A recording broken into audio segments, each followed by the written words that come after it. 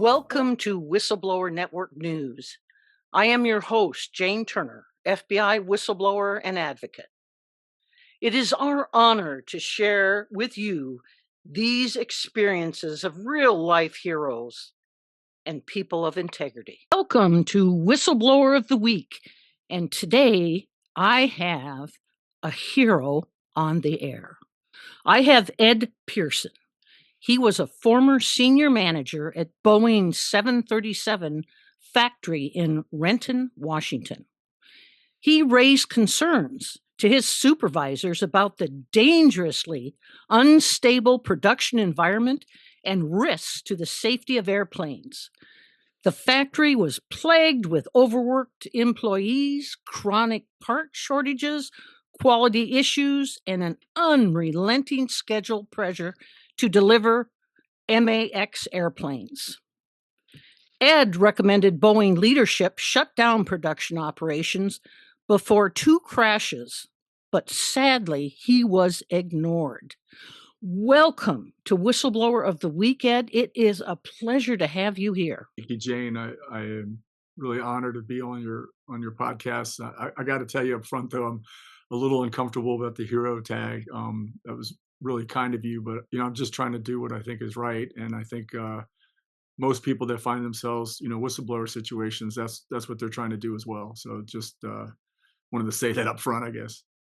And bless your heart, and most of the most wonderful whistleblowers say that because they tend to be humble. But I wanted to ask you about your background because the public is interested in, most people don't become whistleblowers. It's a rare individual. And so tell us about how you were raised, where you came from, and a little bit about your parents that produced such a incredible son and a hero. Again, I'm going to have my wife listen to this now because she's going to be thinking I'm going to get a fat head or something, but that's very kind of you. My upbringing, I grew up in the Washington, D.C. metropolitan area. My dad and mom were both from New York City. My mom was a registered nurse, and my dad was a Washington, D.C. homicide detective. I have a brother and 2 sisters. I think you could say that we were not easy kids to raise. And our parents, continued to correct us, continued to provide feedback. I will say that I think that both of my parents really cared about the public and their responsibilities to public safety. And I think that's kind of where I received that kind of sense of, this is important. And anyhow, I, made it through high school, and then I was playing football, and I was recruited by a couple universities to play football in college. And one night I went out and had a few too many beers. I came home drunk, and my dad woke me up the next morning and drove me to the Naval Academy. And actually, and I was in the back seat of the car, and I woke up in Annapolis, and he said he wanted to show me what Annapolis was like, and he kind of challenged me and said, I think you can go here, but you better kind of get your act straight. And it wasn't like I was a derelict. I was just, a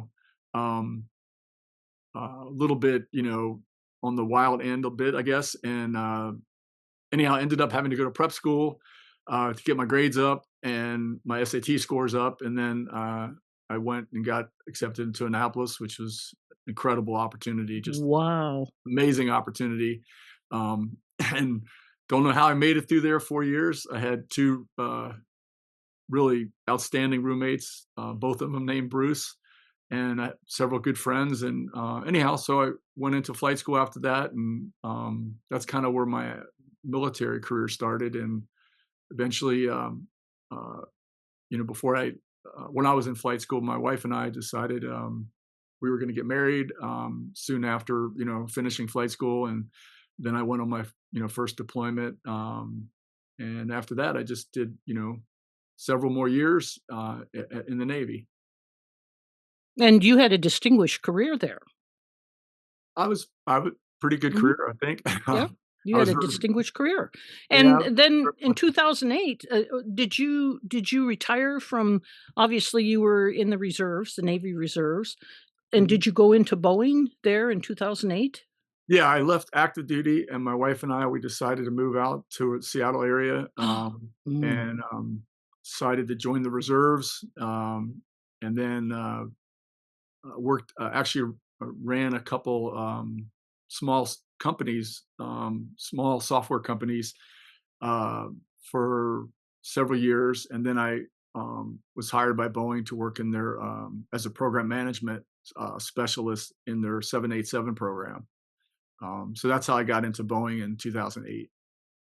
Excellent. And now, let me ask you just a couple questions about Boeing. When I was stationed out there, I used to drive by there all the time. It's a big place, big place. There's different airplanes there, correct, that they make and different facilities? Right. Um, Boeing has commercial airplanes, they call it, and those airplanes include like the 787, the 777. They've made the 6.7, the 5.7, 747, 737. So those are all the commercial planes. Not all of those are in production anymore. Um, and then on the military side, of course, they make several military planes and different products, for our national security. So it is a gigantic company. Really has an amazing people. Just it's a really a wonderful company. Not so much on the leadership as we've seen, Ugh. but it is a really really cool company. There's a lot of uh, great things the company has done Mhm. for our country and for the world. Um, but again, my issues have been with the decisions of the leadership, and unfortunately, I still see a lot of issues with them. So this started, right, in 2017. Now, were you actually, a task with a certain airplane or a certain area? Was that your Uh, expertise? well, I worked in the first. I worked in kind of a software maintenance kind of organization, and then I went to flight tests where I worked with the flight test crews. I wasn't in any kind of a flying capacity. I was basically helping manage their flight schedule, their test schedule, their flight dispatch and tower operations, radio tower operations. And then I went over to the factory um, where I took a position as a senior manager, and I had in the factory. There's thousands of people that work there. It's a Mhm. huge site, as you know. Uh, Mhm. there's 3 assembly lines, and basically it's a 7-day a week operation because there's always work to be done. And I had 2 groups that I was responsible for. One was an industrial engineering team who basically did a lot of important things, but a couple things they did really important is they basically set the plan for how the planes are going to be built. The kind of how it was supposed to be put together, the sequence and all that, testing, et cetera. And then they also have do all the metrics, like the health metrics of the factory. How well is the factory actually performing? Um, and then the second group I managed was a shipside team, they called it. And shipside um, was like a customer response team. When the planes are being built, there's a barge elevated platform next to the plane in the factory at each of the 30 flow days. And if a mechanic or a technician has a problem, they come over to the barge and ask for assistance. And the shipside pit boss, that's what their title was. And there's a couple other folks on that platform will work to help them get whatever assistance they need, whether it's quality, engineering, supply chain, et cetera. So that was my job um, when the MAX airplane was starting to be ramped up inside the factory, and we were phasing out the older 737 NG airplane, next generation airplane. Oh, so the people came to you with their problems if they saw some or needed assistance in any way? Well, they didn't necessarily come to me, but they came to people that I work with. Ah, So, gotcha. so my team, for example, those individuals, they were the ones that were, uh, doing all the hard work. I was Yeah. just in management, as they say. Um, but yeah, that was the way Ah, it's set up. There's very detailed plans how airplanes are supposed to be made. They're yes. very specific sequence that, and a lot of people have this image in their mind, I think, of a manufacturing, like a plant is what kind of like what you would see at GM or Ford, where it's kind of automated and there's a lot of robots.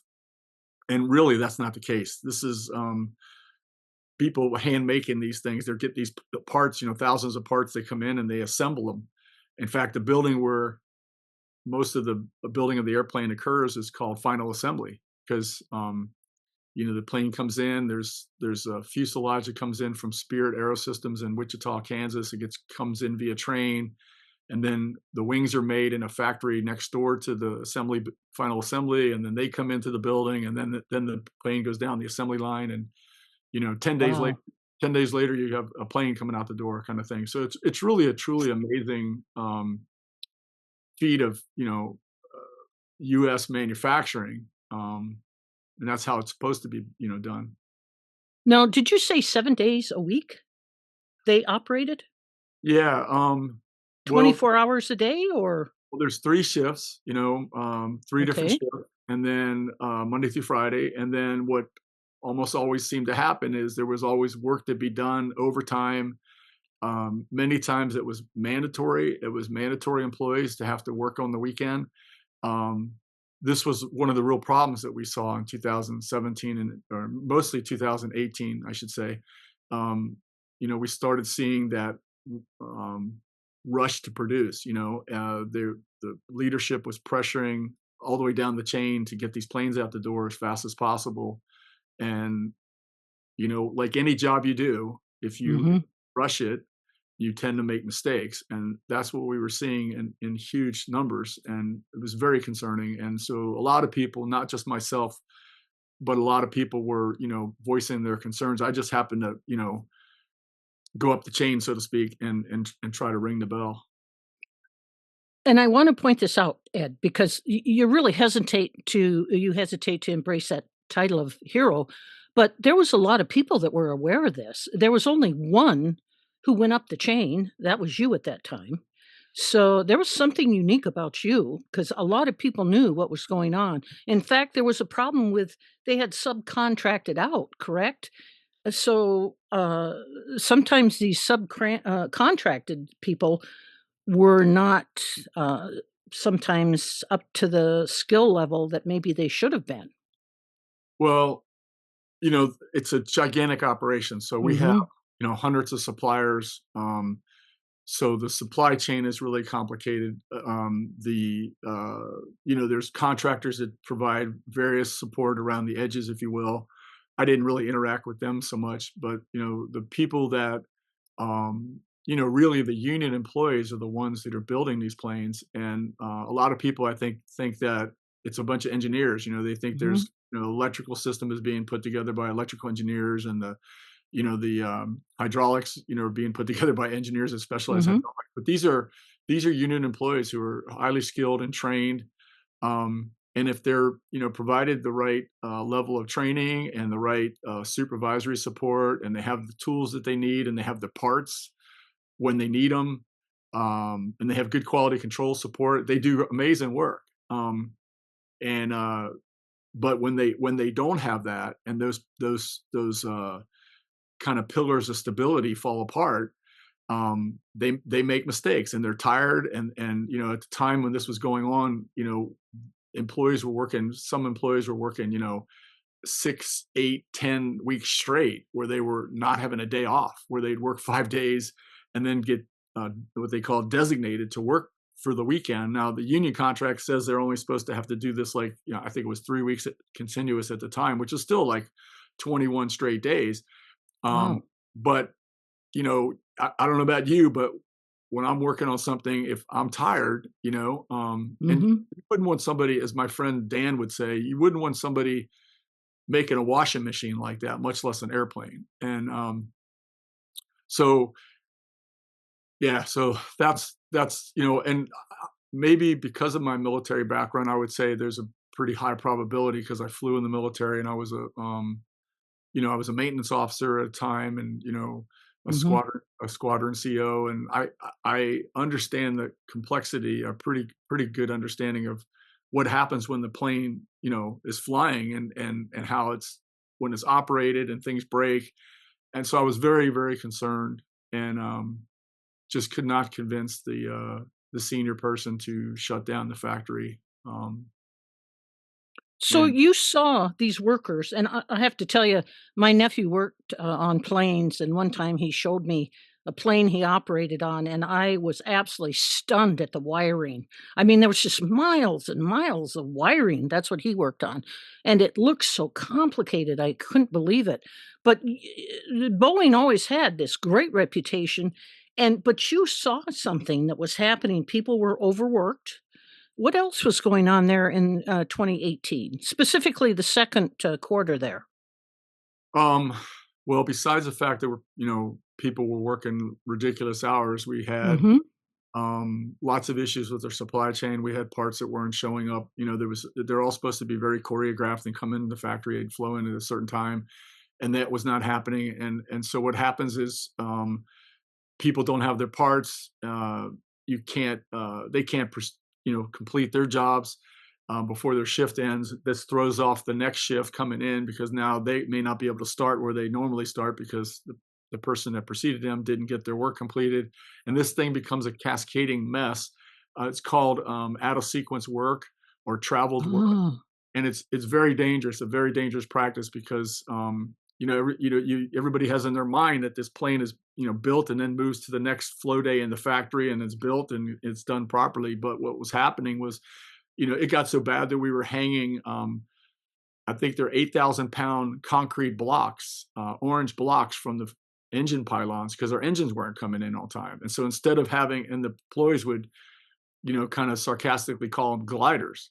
So an engine's a pretty important part of an airplane, and there was Mhm. other parts and stuff that were not there. So all my warning bells are going. By the way, that's why we call our podcast Warning Bells. Honestly, is because all the warning bells are going off, and but the corporate leadership um, didn't see the threat. They didn't see the risk, or they just ignored it. I should say that would be a more accurate way of saying it. They knew that this was risky business. I had written stuff. Uh, Other people had attempted to speak up, I guess. Um, so yeah, this thing is deteriorating quickly, and we're producing 50 planes a month. That's a lot of planes. um, so So you had, yeah, the late parts, overworked employees, yeah, we also had skilled labor shortage, I guess, yeah, and, shortage of equipment, and, right. what was really incredible is declining performance metrics. So, obviously, people were overworked, tired, like you said, and Mhm. it was showing up in the performance metrics, and you notified, your superiors. Right. I mean, I made several attempts to get their attention, and then eventually I requested a meeting with the senior person. I'm like, I got no time. We can't waste any more time, because we're pumping out these planes at 50 a month. And that's when I requested a meeting with the general manager. The other things we were having problems with, and I mentioned this to the general manager, is that we were having a lot of issues, what we call functional tests. So as an airplane is built, there's specific aircraft systems that have to be tested a certain way. And some of it's hydraulic testing, for example, or what we call power on, which is electrical testing. Oh, yeah. Control surface measuring system, or CSMS testing, which is the actual the movable controls like the flaps and the rudders and things like that. We have all these different types of tests, and a lot of them were failing and having to be redone. And so I mean, you couldn't imagine a more dysfunctional, chaotic environment, and it was just terrible. And I failed to really convince this guy. I did everything I could. I provided data and examples, and I kind of argued with him about it, because he was like, "Well, we can't shut down." I was advocating to shut down, and he's like, Mhm, "Can't shut down," and I'm like, "That's not right. We should be able to shut. mhm, We need to shut down." And so I felt powerless. And anyhow, I had earlier that year, because of the deterioration in the work environment, and kind of what I saw was just really horrible leadership and horrible communication. I had made a decision to retire early, and I didn't want to leave. I wanted to continue to build up time in my retirement, etc. I just couldn't work in that environment, couldn't support the leadership, and so I retired, and then um, a month and a half after I retired, they had the first crash. What is amazing to me is the length you went to try to tell your supervisory staff and the corporate executives there of all these problems. In fact, you wrote an email to the general manager on June 9th, 2018, where you said, quote, frankly, right now, all my internal warning bells are going off. And for the first time in my life, I'm sorry to say that I'm hesitant about putting my family on a Boeing airplane, unquote. That should have been a red light, warning bells, and everything else going on. Why were these people ignoring your Um, messages? I don't know. It's funny. You look back, and at the time, I thought I was being pretty clear about the warnings. But what's really disturbing is knowing that I'm still issuing these warnings, and our foundation and the people I work with are still trying to get the attention of people that things are not right. And people think that when the Max airplane was recertified, that everything was fixed and it was fine. And we were saying things are not. And we work closely with victim families. We have victim family members that we're, very close to, honestly, them and their families. And, they lost loved ones, and Mhm, they've been the ones who really, you're talking about, you know, the real heroes out there. Those are the ones that are the real heroes. Those family members have been fighting to get, what they call truth, justice, and accountability. They don't want mhm, that to happen to anybody else. And, we've become, we've kind of joined forces. We created an independent foundation that is made up of, people with aviation expertise, engineering, safety, things like that. Um, and we work to try to shine a light. This is like what we're doing today. So I mean, I'm kind of jumped from, right, back in that environment feeling powerless to an environment now where I feel like, we have an opportunity to make a big difference. And that's what we're trying to do. We're trying to alert people, that these problems, are still, unfortunately, still exist in many ways. And nobody wants to hear this. I mean, I don't.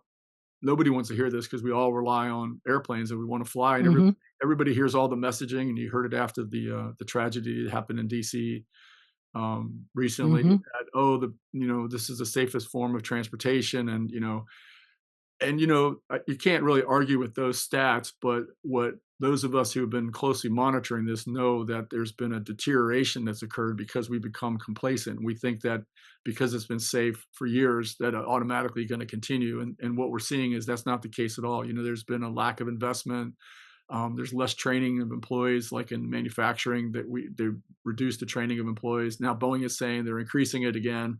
Um, but that was after years of cutting training for employees and reducing the amount of training. And also the airlines, similarly, they want to fly planes, they want them to be safe, but they have a responsibility too when they see airplanes that need maintenance, and not defer them. And we see issues with, deciding to continue to fly when they shouldn't fly, across the board. And I want to talk about our government agencies, because really, honestly, they've been failing miserably.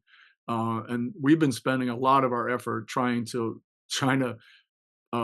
basically strongly, encourage or pressure, however you want to call it, these authorities to do their job. And there was a time there before the Alaska accident that most people know about, the blowout accident that happened last year in yeah, January. the door plug, right? Was that the Right. door plug and yeah, Yeah. on the 737? That Yeah. was frightening.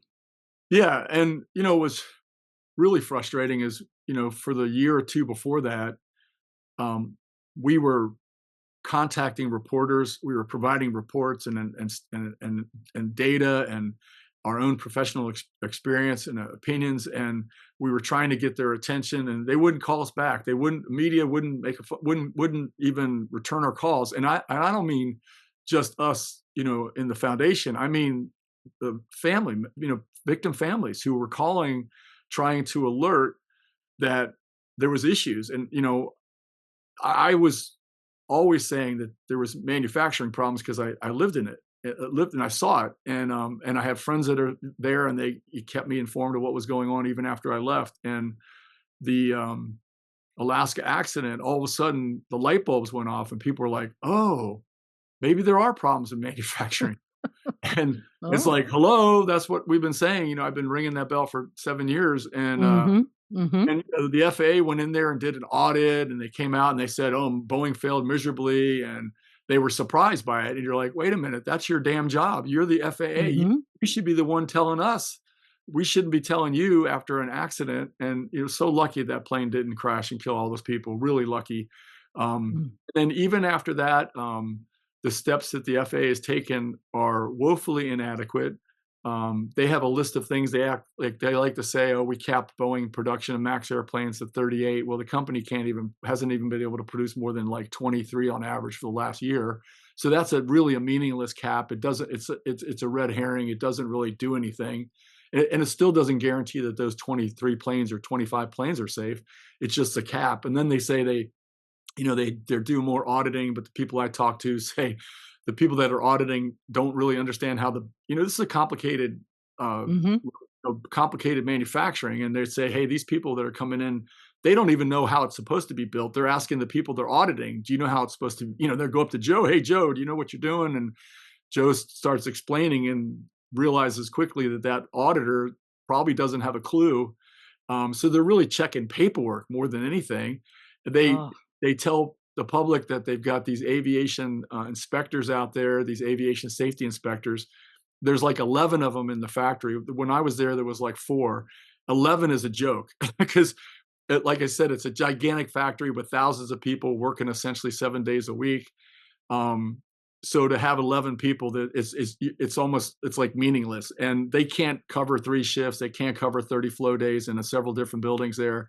And yet right down the road, 15, 20 minutes down the road is Northwest headquarters for the FAA, where they have 800 employees working out of this beautiful glass white taxpayer paid building, and they only can supply 11 people, the busiest airplane factory in the world, after 2 fatal crashes and even after the Alaska accident. It's just ridiculous. And every single thing we've looked at, every single thing the FAA is saying they're doing, um, it's just disgusting. Because Boeing, in fact, our last podcast, we did an episode, like your car. I'm rambling here, but you got me fired No, up. no. No, Uh, this is great. I didn't realize how bad it was. yeah. The car, whenever you have a car, you have a vehicle notice that comes to you and Mhm. tells you got to take your car in the shop because there's something wrong with the brakes or the steering or whatever. Well, the airline business has a similar process. It's called continued operational safety. And it's an FAA program basically where if there's defects that have been identified, the FAA will work with the manufacturer, in this case Boeing, to develop instructions on how to fix this problem. And you would expect these things to be fixed like right away, Mhm. because people are getting on them. Their kids are getting, passengers or people are getting on these planes, and they're trusting that this is happening. Well, what we've seen in the last 2 years, we've been closely monitoring. We have a regulatory affairs person named Jessica, who just does an amazing job, and she's been monitoring um, this process. And what we're finding is that many of these are being given years to implement. Or and even a general visual inspection. They're granting Boeing these ridiculously long compliance times. And we have an engineer in our organization named Joe Jacobson, who's actually a whistleblower himself. He was a Senate whistleblower and FAA person, and wonderful man. And Joe and several of us have been trying to identify all the known engineering and manufacturing defects just on the 737 MAX. And we put together this, Joe has put together this stunningly long list of known engineering and manufacturing defects. This is on the plane that, 346 people died, actually 347, because there was a rescue diver who also perished. And these planes still have these problems. And if anybody wants to see it, they can go to our website, foundationforaviationsafety.org, and go on the reports tab. And I think it's the first report you'll see there. It's a list of all the um, defects that have been identified. And some of these are extreme. I mean, many of these are very concerning, like a de-icing system that doesn't work Mhm. properly on the engines, or I should say anti-icing system on the engines that could cause the inlet to, it's made of a material, it's made of I just lost the type of material, but it's anyhow, the material that it's made, a composite, could overheat and actually disintegrate and go into the engine. Last week, there was a message that came out that said that they had these uh, nuts that go into these clip nuts that go inside a fuel tank that instead of dissipating the lightning strikes, they can actually cause a potential spark in a fuel tank. I mean, just this is a long list. This is just the ones I can remember in the last week or so we've been talking about. Um, and the public doesn't know about this, right? It's No. not like Boeing comes out or the FAA comes out with a press release and says, "Hey, we're going to let the public know that there's this problem with the engine or there's a problem with this on the plane." They don't do that. What they do is they use the government notice of proposed rulemaking process, and through the Federal Registry, and people aren't going, and passengers and regular people are not going to these sites and going into these densely written documents to pull out these what's happening kind of stuff. And we are doing that because we know where to look and we know how they're hiding it. And we're trying to bring it to the surface and say, this is not acceptable, right? It's Mhm. not, like in my testimony in last April to the Senate, I talked about a low altitude roll that's occurring when the plane is down low and it's uncommanded, and or at altitude too, and it's attributed to an electrical wire bundle that is chafing, that was improperly installed, and instead of going out and mandating inspections of those things like right away, they're giving them like a couple years to do inspections. I mean, it's unbelievable, and so that's what I mean when I say I'm kind of out of air. I've been blowing this whistle straight, and now there's a team of us doing this, and we feel like they're paying a lot more attention to what we're saying now. Um, and I want to point this out because people will say, you look how great statistics and everything are, but that doesn't measure the individual quality of an individual plane. Like you could have 100 F-150 trucks, and some of them are going to be maintained differently and operated differently than others. Um, what people also don't necessarily know is that they automatically defer to pilots because pilots are obviously critically important, the most important, on a Mhm. plane. Um, but pilots are unaware of a lot of this stuff. They don't know because most pilots or most airlines, when when they go to fly, they go and look at what's called the maintenance logbook, and they may go back, and a lot of it's done on the computer, like iPad or whatever, and they can see maybe 4 or 5, maybe 10 days worth of information on a flight. But if an incident happened before that period, they won't even know about it. And when they do their walk around inspection, they're not climbing inside the innards of the plane, Mhm. like a mechanic would or a technician would. Um, but what the fundamental thing I'm trying to point out is we have a guy who we work with, who's outstanding. His name is Dennis, and he talks about the margin of safety. And when you add these defects and you add other factors like weather, terrain, high traffic, all these things can keep the flight station really, really busy and can saturate them. Um, and that's a concern. You have multiple potential compound emergencies happening at the same time. Um, and I guess the point I'm trying to make is we can always get better. We shouldn't be complacent and just think that because it's been safe for 20 years Right. or whatever, that it's automatically. I think that there's a lot of wake up calls that need to occur in the industry. And this leads me to a question here, Ed, which I'm really curious about.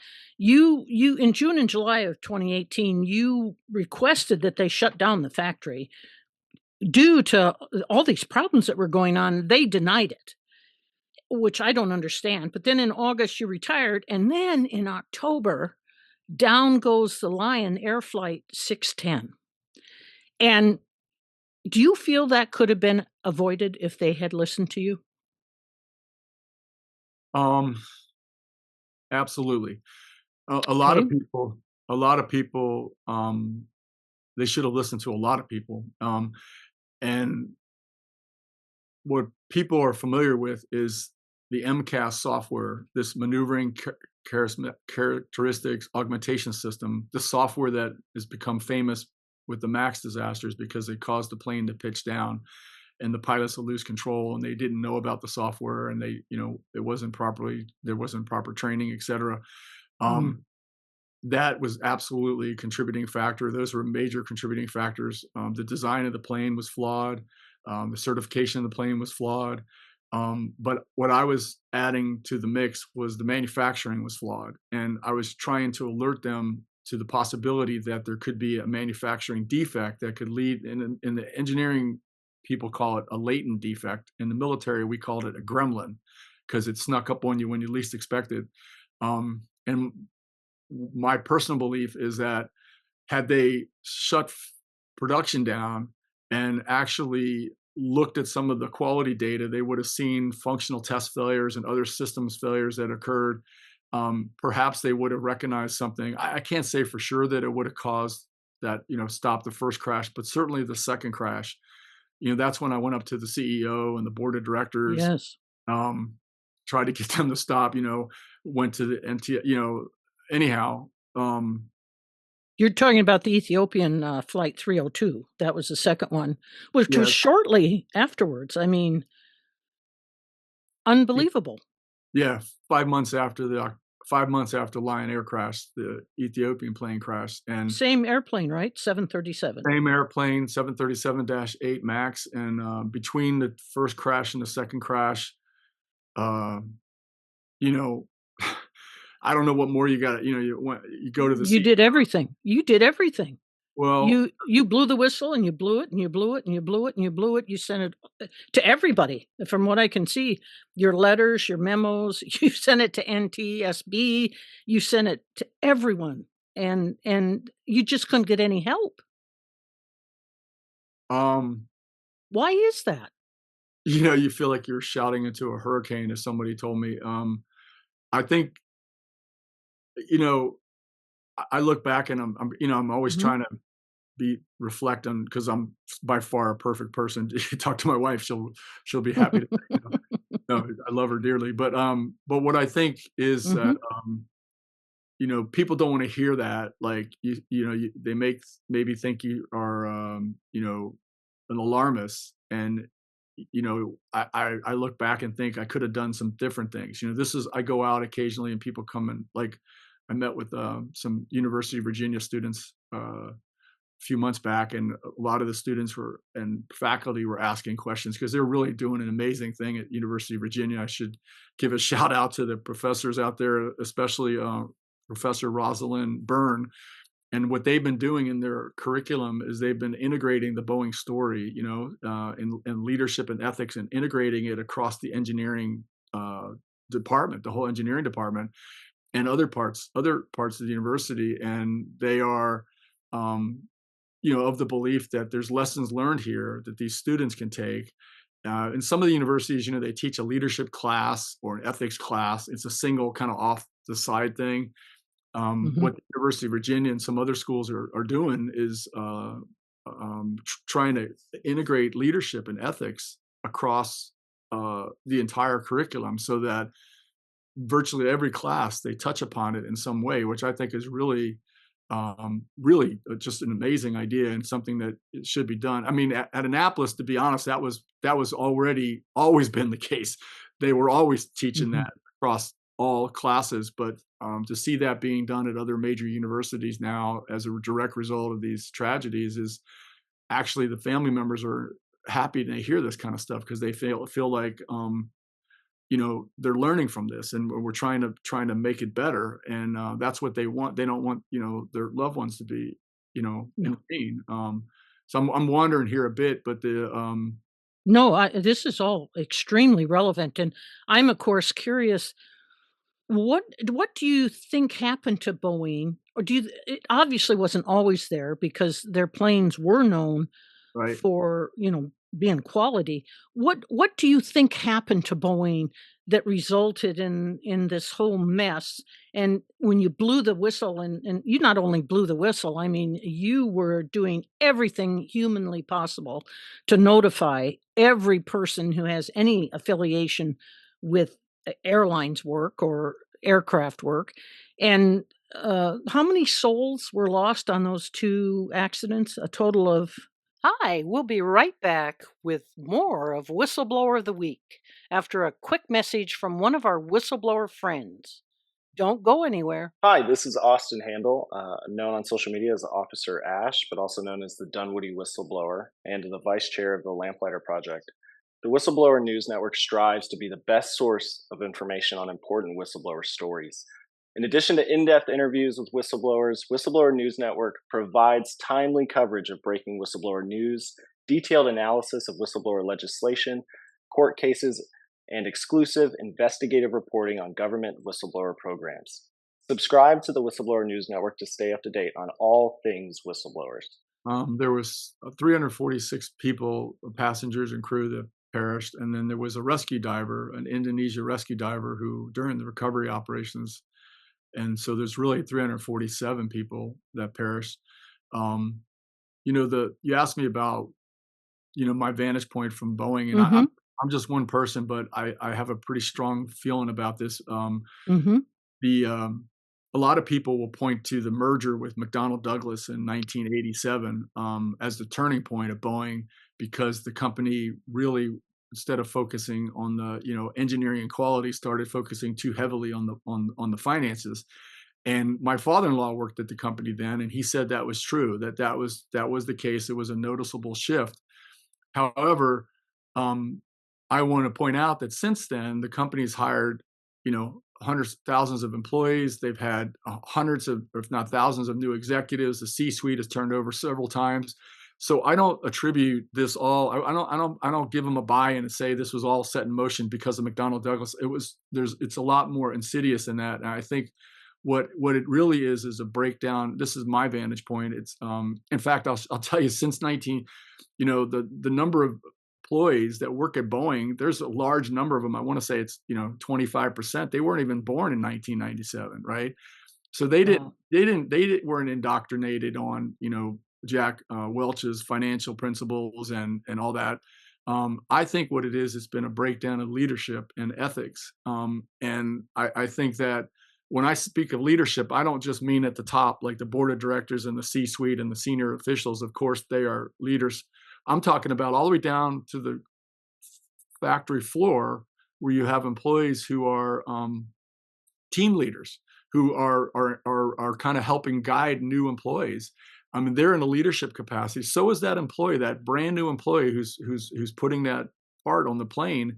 If they see something's not right, they have to feel comfortable to be able to speak up, and they have to do it, And so they're exhibiting leadership when they do the right thing. And a lot of them are trying to do it in the face of their bosses, and I just spent 2 hours with a woman the other day. She was telling me some of the pressures that they're seeing on another program, another airplane program.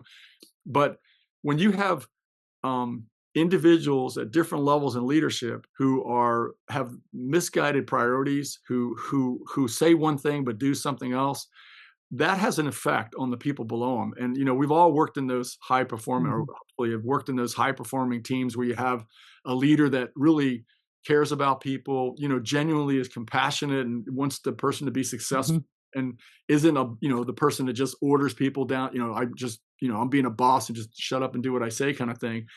And we've seen what happens when you put a wrong person in that leadership position. It becomes like a poison to everything below. So from my vantage point, this has been a failure of leadership, and situational leadership in particular, not just hierarchical leadership, but in different situations, people need to do the right thing. And we saw over and over again where that didn't happen for a variety of reasons. You could, culture or whatever.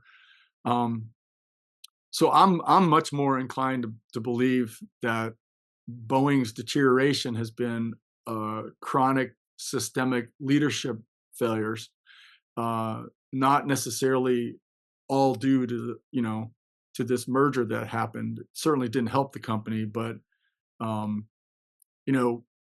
I believe in the Boeing company. That's the thing. I believe in people at Boeing. I believe the people in the FAA and the NTSB. I think they're good people. I think that I keep coming back to their senior leadership, who are continuing to I think make bad decisions. Just extremely well said. And I'm curious about. We're going to talk about the government now, what role they play. I'm not going to say, what particular period of time, but I do know that they did cut back resources for the FAA. Does the government have any role in this? Oh my goodness, yes. Let me give you a quick overview, and Sure. this is as recent as it's as recent as today. Let's start with the FAA. So the Federal Aviation Administration is a subordinate agency under the Department of Transportation. A lot of people don't know that DOT is actually the FAA's executive branch boss, and the FAA has been had this revolving door of leadership, and they have continued to deteriorate in their ability to provide adequate oversight. There's things that they're not doing today that they did, 15 years ago. For example, there was back then, or maybe a little later than that, FAA employees would go to airports and they would inspect Delta. They'd go out and, or American, they'd go out and they'd say, hey, I want to look at your maintenance logbook. I want to talk to your employees, make sure they're trained, watch them do a couple maintenance activities. They've done away with all that. They basically pulled all that back. I know, I'm surprised too when I saw your facial expression. Well, why? Because they deregulated. They decided Oh. this is like 15 years ago or so. They decided to do it on a voluntary basis. So now the airlines voluntarily report their maintenance status instead of somebody going out there and checking, right?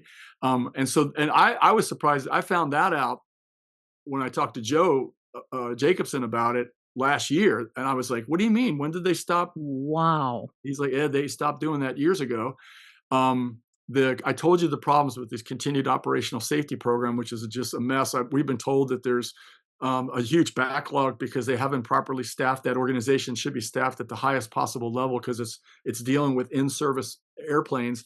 They have over 100 of these airworthiness directives, which are these notices of defects that need to get fixed that are in backlog. And that's just on Boeing airplanes having to do with electrical and flight controls as we understand it. So the FAA is out of touch, is all I can say. And the FAA leadership, when he does his once every year visit to the Boeing factory and then comes out and says, everything is fine and this is great, it's just a joke. So the oversight of that the Boeing company needs much better oversight, and that will help the company be profitable. It will help the company build safe planes, and it will help our economy. So, people will say, oh, the less FAA people around, the better. That's not true. The more people are there, higher quality, manning high quality, people will rise to the occasion. I saw that in the military. You set a high bar and they rise to it. So that's a real problem. The FAA's got a lot of issues with things. The Department of Transportation, in my opinion, has been useless for many years, at least from the 737 MAX accident perspective, going back, 2 administrations ago. The DOT doesn't really get engaged that much with all the stuff that's going on in the aviation sector. We're surprised. We had a meeting with the number 2 after the Alaska accident. We met with the FAA administrator, and then we asked to meet with the Secretary of Transportation. And we said, we'll make ourselves available at any time. This is back last year. We'll make ourselves available anytime. Just tell us when it works for him. It never worked for him. Wouldn't meet with us. Send his number 2 person. So we met with the number 2 person, and we told the DOT secretary at the time, I said to him, your organization has become lazy and complacent.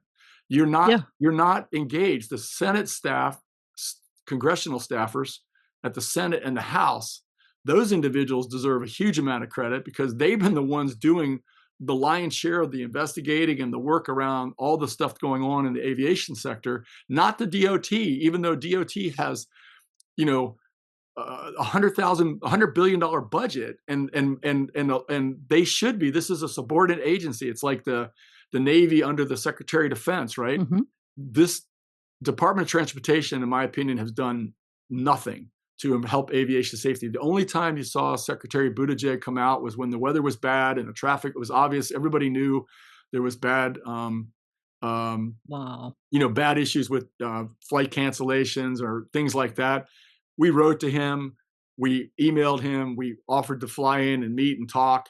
Never got responses at all. I hate to say it, but it seemed like he didn't want to even get muddied with it, and he just pushed it all down to the FAA, and that's not right. He has leadership opportunity, him and his organization, and it wasn't just him. The previous Secretary of Transportation also failed to do things that she should have done, Elizabeth Chow.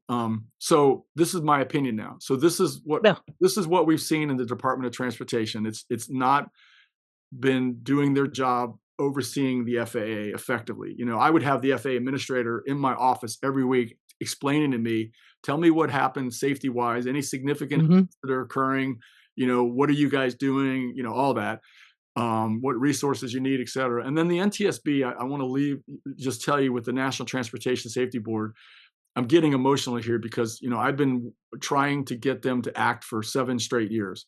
And the NTSB, as is in the case of the MAX disasters, the first accident happened in Indonesia. The second accident happened in Ethiopia. So by international standards, the Ethiopians and the Indonesians were their respective investigators in charge, and the NTSB filled what was called an accredited representative role, which really means you're a lead for your country and you're lead coordinator to coordinate with the other parties in the investigation, like Boeing, FAA, et cetera. And the NTSB, because the Boeing company concealed the state of the factory, Boeing did not encourage people, even after all the letter writing and phone calls and everything else, they misdirected, in my opinion, the investigators away from the factory because they knew how damn bad it was. And they didn't want anyone going in there and finding out more. And so they misdirected them. And then the focus was on this MCAS software and the pilot training, which has clearly played a huge role.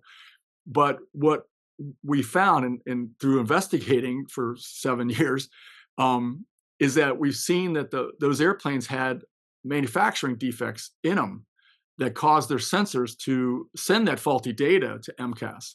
The angle of attack sensors. And this is what I was mentioning when at the National Whistleblower Day event, Jane. If you remember, I said that we had just delivered more documents to the NTSB, and there was 3 sets of documents that we delivered to them that we received after our my testimony to the Senate in April. 3 sets of documents. One set was production records actually showing that the plane as it was being built was having electrical problems in the installation of the electrical system. And there's records of this. The second set of documents was a FAA investigation of the electrical center up in Everett, Washington, where they build a lot of the electrical components that had been 2 whistleblowers had reported. This is in 2018. This is the same week that the Ethiopian plane is being made in factory just north. The FAA is investigating the electrical center, and the employees said that they basically had lost control of their quality there. They were doing rework on parts that were they were defective. They were trying to fix. They were rushing the employees. They were literally rushing vans back and forth to deliver parts to the factory because they were so late to getting the parts to the factory, and the factory was screaming for them. Employees were being told, you got 1 minute to investigate these complex parts. This is all out of this Electrical Systems Responsibility Service Center, ESRC, And the FAA went in there, investigated these two independent reports, and substantiated it. Said everything these employees said was true. And what did they do? They gave Boeing a little slap on the wrist, continued to allow them to build these defective parts, which we now wondering why a lot of these airplanes are having problems. Right. So Well, Ed, so if there's no teeth in the restrictions or the penalties they give, why would Boeing change anything if there's no teeth in it? there's a great By the question. regulatory agencies. I mean, I think Yeah. I saw a couple times where they just let them pay a fine. Right. In fact, that's been a long-standing practice. Is I mean, you find Boeing a few $1,000,000. It's like Yeah. finding somebody 5 cents, and I mean, it's nothing. It's chump change. So yeah, it's been this has been a part of the problem, is because they're kind of in bed with each other, and they in this misguided belief that this is good for our economy, when in fact, we lose another plane because Yeah. of something that we could have been prevented. That's going to have a huge impact on our economy, and people I think are starting to realize that it's not worth the gamble. Better to take your time and build less planes, Mm-hmm. the highest possible quality, than rush out planes just to meet these Wall Street estimates, which is still happening. The same dynamics that were in place back in 2018, where everybody's listening what we gotta stop listening to the financial analysts. We need to Yeah. listen to the union leaders, both the IAM union, who are the people that are building the planes, and the engineering union, the SPIA union. These are the individuals who really understand what's going on in the factories, way more than the executives, way more than the corporate executives and the board of directors. So they're listening to the wrong people, and externally they're still listening to They're listening to these financial analysts who are saying, Boeing's in a problem, having problems. They got to dig themselves Mhm. out of this financial hole. That's obvious. Everybody knows that. What's not obvious is what is happening inside these buildings. What is happening to pressure Mhm. employees to take shortcuts. That's where the focus needs to be, and we've been somewhat encouraged by Congress, but unfortunately sometimes this turns into like a congressional, somebody beating their chest saying they're gonna, Yeah. and then nothing comes out of it, right? There's Now no. you've been up there on the Hill twice, Ed. Has anything come out of that? I mean, yeah, I think some things have come out of good. I mean, I think that uh, the Senate Commerce, Science, and Transportation Committee, now under Senator Cruz and Senator Cantwell, I think that committee for years, particularly that staff, those staffers on that team, they have done an amazing job to try to bring Oh. attention to things. What's bothersome is that there's not a lot of follow through, right? They created this Oh. Aviation Safety Certification Accountability Act, but it had nothing to do with manufacturing. There really was nothing, and even though we were pleading with them to add stuff in there about manufacturing. So, they've had hearings, and there's been criticisms of the government agencies and Boeing, but they still grant them exemptions and funding that should be challenged. It shouldn't all be just Mhm. them like they wanted. And then on the House side, they were doing a great job, I think, investigating and trying to bring the truth. And then they just stopped, from what we can see. So we've had very variable kind of support, if you will, and this is too important to our economy and to our national Mhm. security. When we met with the FAA administrator and the number two person, one of the recommendations we had was, this is so important to our country that you guys should not be working 9 to 5. You should put a task force together, have some experts from these organizations talk about what are these problems, what can the country do about it, what can the government do, what can the private sector do. Mhm. Mhm. Instead of working 9 to 5, taking the weekend off and holidays off, Mhm. we used to do this when I worked in DC at the Pentagon, at the State Department. We would have these task forces, and when you have people working, 24/7 and shift, what ends up happening in those task forces, good ideas come out, recommendations come out, they're quicker turnaround. Instead, everything is dragged out. It just takes forever. I want to mention that third set of documents I didn't mention to you. Mhm.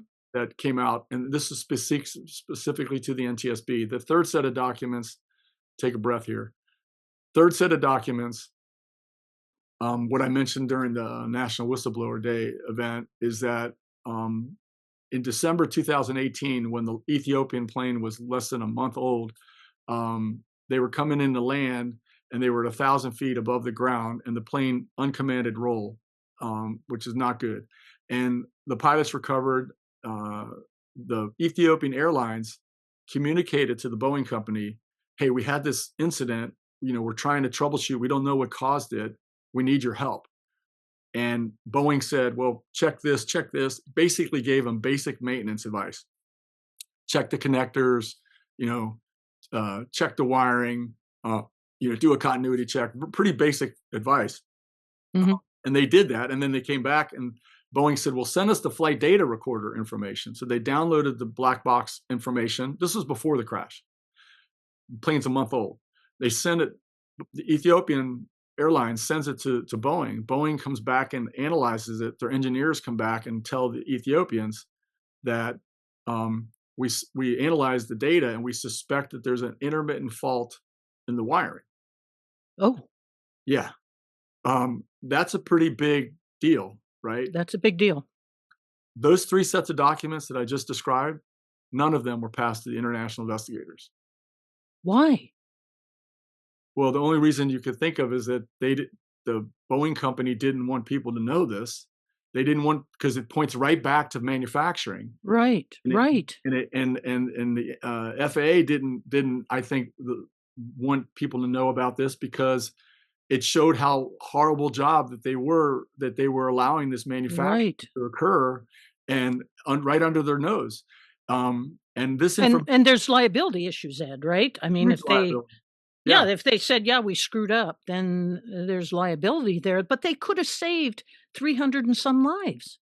Well, in addition to that, yes. In addition to that, now we're looking at airplanes. We look at airplanes and we monitor reporting of incidents and other information, and we're seeing evidence that these manufacturing defects didn't get fixed, and we're seeing a lot of weird stuff happening, and we've been pointing this out in reports.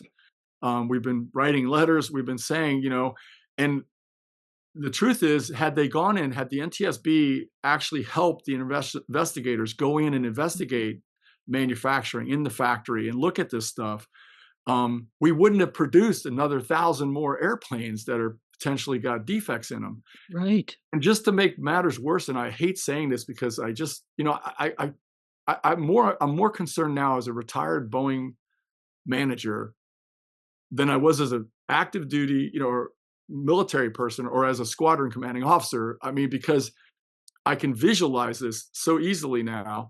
And the other thing that came to light, and this was brought up in the NTSB hearing after the Alaska accident. If people want to look it up, they can go on to the NTSB docket for the Alaska Flight 1282 accident. And there was an individual who pointed out that the company had started removing quality control inspections. And I'm not talking a few. So as a plane goes down the assembly line, as you can imagine, different people have different jobs to do. And a person, you may have 4 or 5 jobs to complete. And when you're like in job number 2, there's a step in your instructions that say, hey, stop and go get an inspection, right? Mm-hmm. You would call a quality inspector out. The person would come back and say, hey, Jane, it looks good, continue, or no, this is wrong, fix it. And this has been how we've been building airplanes for decades at the Boeing company. They made a decision to help accelerate production and to push planes out the door. They started removing inspections. And I'm not talking, we would occasionally remove an inspection like as part of our lean management effort. Like if hey, this could be a better way to do this inspection. We could combine it with this one, or we need to add an inspection. So we would do stuff like that. But instead they were removing inspections in hundreds at a time. And wow. I reported this to the FBI. I reported it to the Department of Justice. We reported it to the NTSB. It came to light again at the hearing with the Alaska hearing. And the MAX airplanes, and they had thousands of inspections removed on individual planes. Wow. Individual Here, airlines had thousands, and those inspections were removed without the FAA's knowledge and without the airline's knowledge. Now, think about that for a second. wow. These airplanes that had, an airplane that had, 13 or 14,000 inspections now has, 12,000 inspections or 11,000 inspections. And so Wow. we've seen the removals of these inspections has had an impact on quality reports. And just to make it real for people, in the Alaska accident, the blowout accident where you talked about, there used to be an inspection when they installed insulation and everything and put the door together. There was an okay to install blankets, and they would check to make sure everything was good. They removed that. That was one of the inspections that were removed. Had that inspection been around, they might have been able to notice that those 4 bolts were missing. And we've seen other examples of this. I'm just giving you an example off the top of my head. Right. Right. So here you have, just to kind of summarize again. Right. Right. Because I got a have couple of questions I got to ask you. Go okay. ahead. Yeah. Yeah, I just want to quickly summarize this Yes. for Yes. my own mental health. But Yes. you still have a lot of pressure from senior executives to get these planes out the door. You still have financial analysts who, through their actions, I'm not blaming them personally, I'm blaming the fact that the leadership is listening to them, pressuring, to meet Wall Street. We still have issues with training of employees and supply chain issues. And now we have, there's plenty of evidence of defects that have occurred as a result of this terrible oversight by the FAA and shortcutting by the Boeing company. And then we have, stupid things like removals of quality control inspections at a time when our should be increasing. So, this is why we say we have a lot of room for improvement here. This is not what it should be. Right. And Ed, I have to ask you, my daughter, who is an inveterate traveler, she loves to travel, especially overseas. She has stated concerns to me. She wants to make a trip out to the Pacific Northwest. She wants to take Amtrak because she's concerned about, all these plane stories. Do Americans have, should they have these concerns? Well, my family flies all the time. We have to fly. I mean, it's part of our life. My kids have to fly for their jobs, and we fly to travel. Everybody wants to travel. What I would say is that we have certain airplanes like the MAX, the 737 MAX, that we're telling people not to fly. I tell my family not to fly. I tell my kids not to fly it, or my friends. We as a foundation believe that plane has got a lot of problems. And again, if everybody, if you want to judge for yourself, go to our website and look up the reports tab and look at that first document. So we feel like that plane should be really grounded and much more thoroughly inspected and fixed. And instead, the airlines just want to keep flying it. We think that's unnecessary. They're taking unnecessary risk. The good news on all this is we know that there are professionals out there in the industry who do care. There are mechanics and technicians and flight attendants and flight dispatchers and pilots and engineer. There are people that care, but they too are under a great deal of pressure. We hear that from them. We get comments from I get mechanics that will tell us how they're being pressured by their bosses to get these planes turned around and do a quick turn on them so they could fly them and meet the schedule. So there's this constant pressure, and the system is under stress. And the accident in DC, for example, my comment to that would be, and we've talked about this amongst ourselves. We had an accident meeting the day after the incident or the accident, and we talked amongst our team. One of the things that seems to be really obvious, but maybe not obvious to everybody, is that the system's under pressure, and it shouldn't be so fragile that mistakes of one or two people, if that's what happened, could cause such a tragedy. The FAA got this program. It's called Next Gen, and it's a program to upgrade their air traffic control technology. And they've had it for years and billions of dollars. And I don't know what we have to show for it. I don't know. You would think in today's world we would be able to keep that helicopter and that plane separated, uh, Mhm. and there would be alerts and everything else instead of relying Mhm. on a pilot at nighttime to see a plane in a very difficult area with lighting, at night. Mhm. So there's a lot of room for improvement is what I'm saying.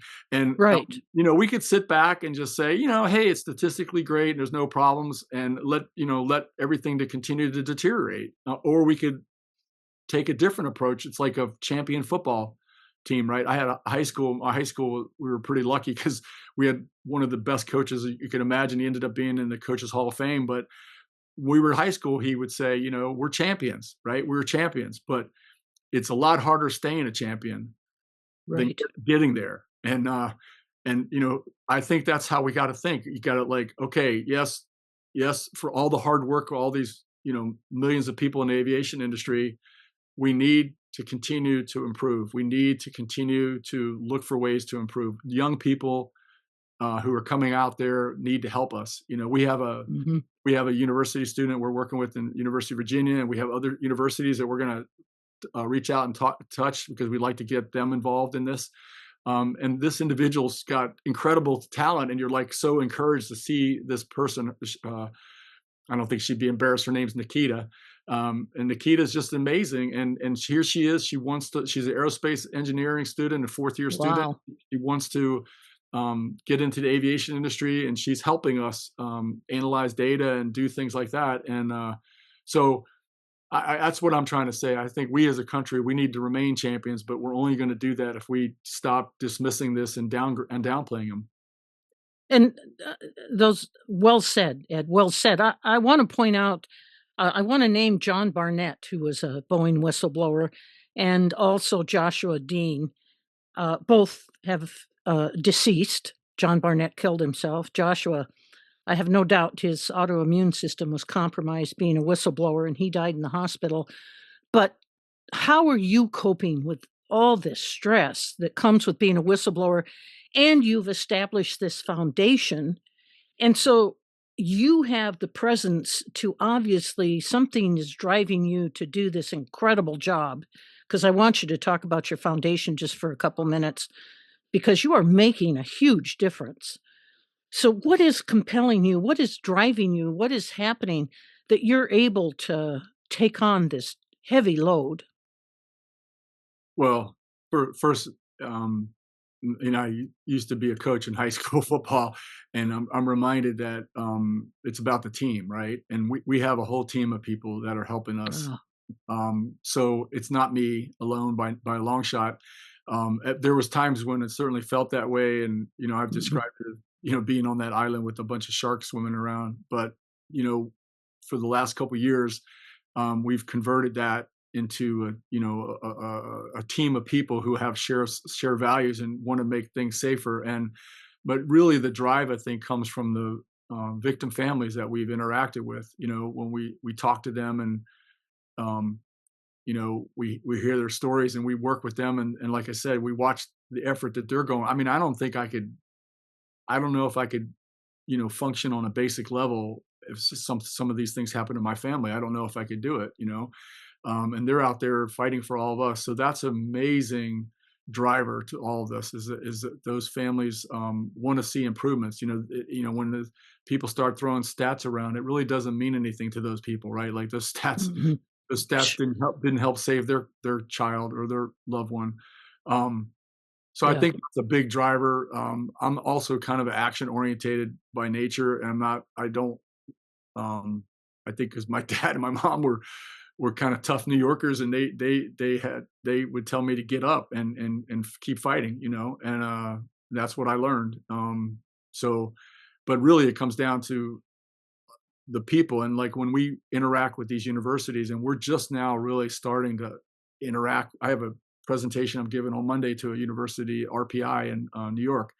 Um, you know, this is so encouraging and it's so uplifting and refreshing to have these young people who are like, you know what? we can do better, and instead of sitting on our laurels and patting ourselves on the back and telling us how safe it is, they're actually looking for significant, meaningful ways to improve safety. And we've got plans in the foundation, like we think that the maintenance of airplanes need to be dramatically improved. We think that they're understaffed, and there's a lot of cost cutting. An area that we're working on putting a newsletter together. Last newsletter I put together, by the way, was in the PTA, and it wasn't very good. But I helped my wife put that together. But we're putting a newsletter together, and one of the things we're pointing out is drones. I don't know if people are really aware. Like I have a drone. I have one right here, as a matter of fact, that I use just around the house and looking at the roof and things like that.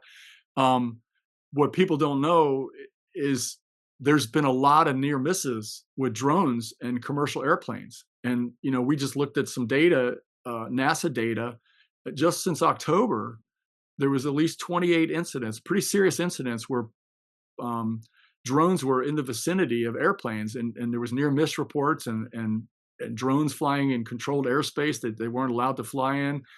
And you have these thousands or millions of people that want to fly drones, but this is really dangerous. It's really dangerous to have drones around, especially major airports, any kind of airport, or big. So we need to figure this out, and giving them license to fly wherever, and then hoping they're gonna do the right thing. I mean, that isn't going to work. Yeah, they don't. That never works. Right. I talked to I saw some people in a park flying, and they were flying. And I asked them, are you trained, and do you know what altitude? Mm-hmm. There's an airport over here about 3 miles away. And no, I didn't know that. So I think that that's an area that needs immediate attention. We think that that's a real hazard.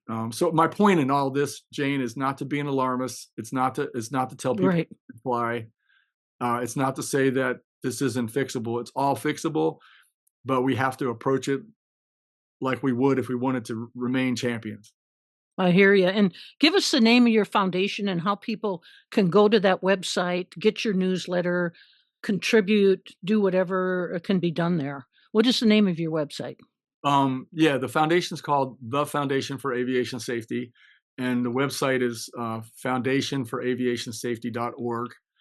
We don't have our newsletter up yet. We're hoping we'll have it up this month, our first newsletter. But on there's a bunch of news stories, documentary links. There's reports that we've written or other reports that we think are important to post. We have on the top right of the website, if an employee, or excuse me, if anybody, a passenger, anybody sees something unsafe around airplanes, maybe they're on a flight that gets diverted or aborted takeoff or whatever, there's an alert that they could click on and write a little bit of information. It's anonymous if they want it.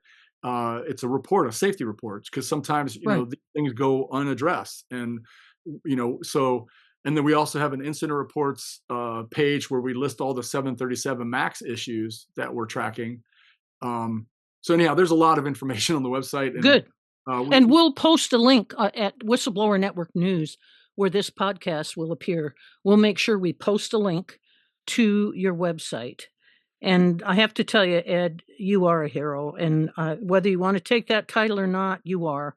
And I hope we get to see you at National Whistleblower Day next July, because you are something else. Well, you're awful kind, and my ego is bigger today because of you. But I really sincerely mean it. Just I think that training in the military reinforced it in my experience. Mm-hmm. It really is about a team, and these individuals that are on our team and the people that are coming and helping are really carrying the load. And so I'm just really thankful, and I really appreciate, Jane. I know enough about your background, and for you to say what you're saying is doubly important, because people should read about your story, and the fact you're doing this podcast says an awful lot about your character. So thank you guys. I appreciate the opportunity. Thank you, Ed Pierson, aviation hero. You're saving many lives, I have no doubt. Thank you for listening, and please don't forget to like, comment, and subscribe. If you want to read more whistleblower stories, go to www.whistleblowersblog.com Music by Rachel Kilgore. Editing and booking by Anissa Shake and Victoria Thompson. And a special thanks to our sponsors, Whistleblower Network News. That is just as hard to stand up tall as it was when you were small. The truth is hard.